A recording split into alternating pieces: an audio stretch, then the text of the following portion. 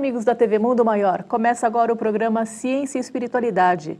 Hoje nós temos o tema O Ambiente e Nossos Genes. E para conversar sobre isso, estou aqui com a biomédica Elisa Pacheco. Ela também é mestre em Bioquímica e membro da Associação Médico Espírita do ABC.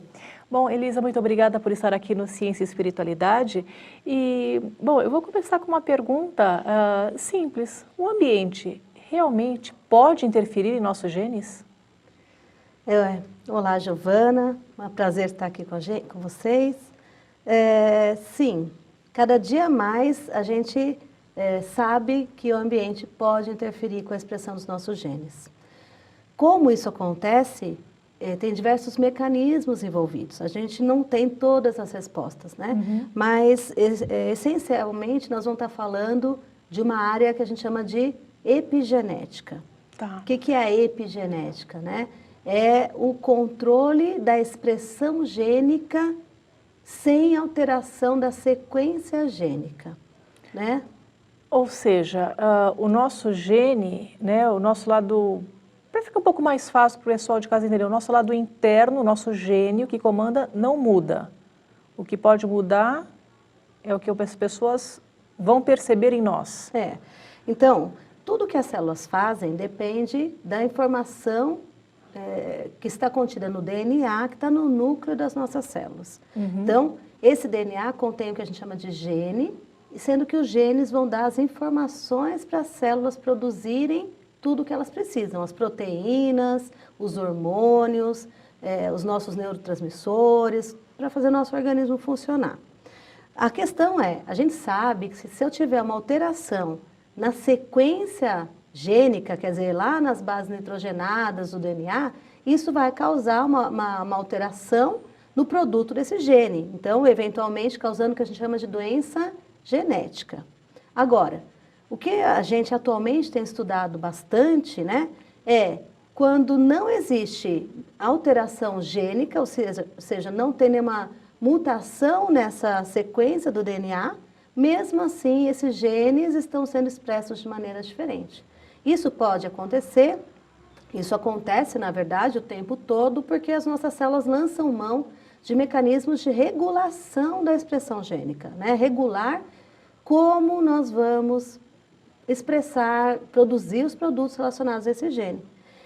Então, quando a gente está falando disso, né, o controle dessa expressão que pode mudar sem mudar a informação genética, a gente está falando de epigenética. Neste contexto, os fatores ambientais, entendendo ambientais por um termo mais amplo, entendendo alimentos, entendendo produtos químicos, entendendo produtos poluentes da atmosfera, e todos os fatores externos, eles podem sim interferir na maneira como esses genes estão sendo expressos. Certo. Algum desses fatores seriam mais graves, né, no propiciamento de surgir uma doença em nosso corpo? Hoje, na verdade, nós estamos num momento de entender essas influências, né? De entender os mecanismos através dos quais eles podem interferir, e a gente ainda não consegue mensurar de maneira comparativa quem é mais grave. Eu acho que é precipitado a gente falar isso. Mas o que a gente sabe é que é diferente do que a gente pensava no passado, que a gente vivia, vamos dizer, alheio a tudo que estivesse acontecendo ao nosso redor, hoje a gente sabe que não. Então, se a gente poluiu tanto o mundo, se a gente desenvolveu comidas tão prejudiciais à nossa saúde, em parte pode ser também porque a gente não tinha essa noção. A gente achava que a nossa informação genética ela estava garantida, definida, quando a gente nascia, e que depois a gente não sofria essas interferências do meio, né?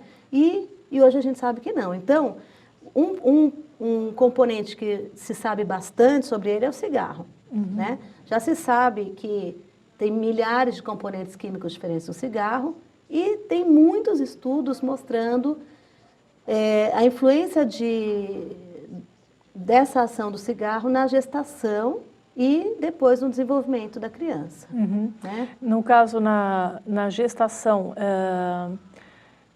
seria vamos supor, o tempo que a gestante fumou antes, né, até mesmo antes da concepção, influi, né, nesse feto, neste bebê? Isso é bem interessante, né? Então, tem estudos muito claros que mostram que o tempo que a mãe fumou antes mesmo da concepção vai interferir nessa expressão gênica do seu filho. Então, é claro que se uma mãe hoje fuma e ela resolve engravidar, e ela fala, bom, então eu agora vou engravidar, vou parar de fumar. Claro que isso é importante, não tem discussão, né? Minimiza bem os efeitos. Minimiza, claro. Antes isso do que não parar, do que fumar durante a gestação, né? Agora, para aquela jovem que ainda não nem pensa em engravidar, se ela está fumando hoje, ela tem 20 anos, ela já deve saber que isso vai interferir, mesmo que ela resolva engravidar com 30 anos. Então, isso é uma informação interessante, porque muitas meninas, muitas jovens fumam, não, mas quando eu resolver engravidar, eu vou parar. Pelo menos a gente já sabe isso, né? Porque antes, se a gente pensar há 30, 40 anos atrás, as mães fumavam na gestação, porque não se tinha tanto essa noção, né?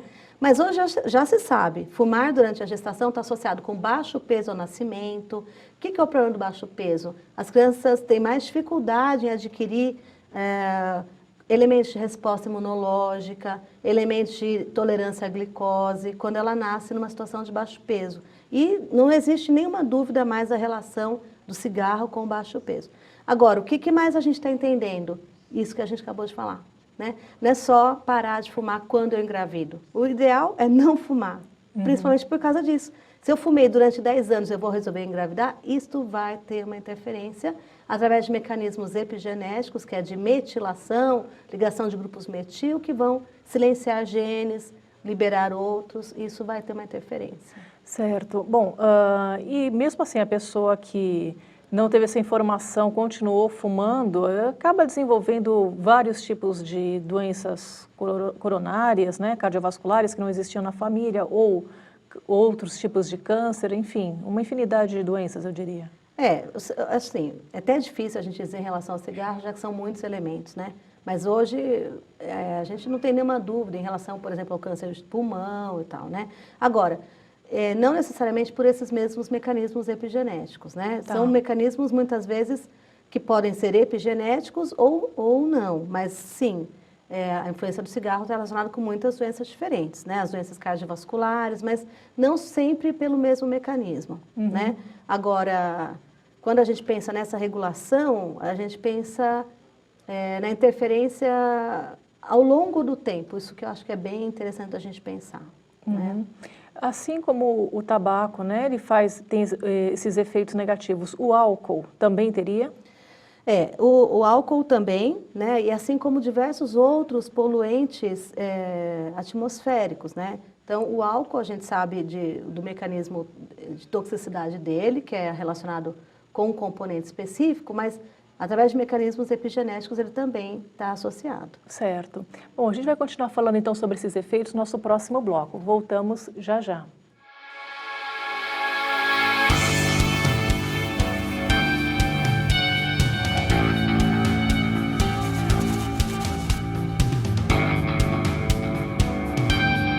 Por você, nós podemos levar Jesus.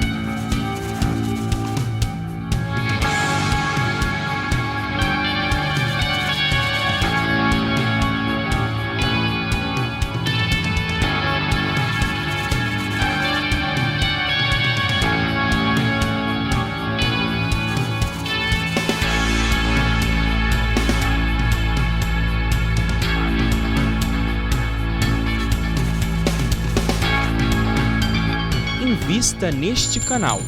Invista em um mundo melhor.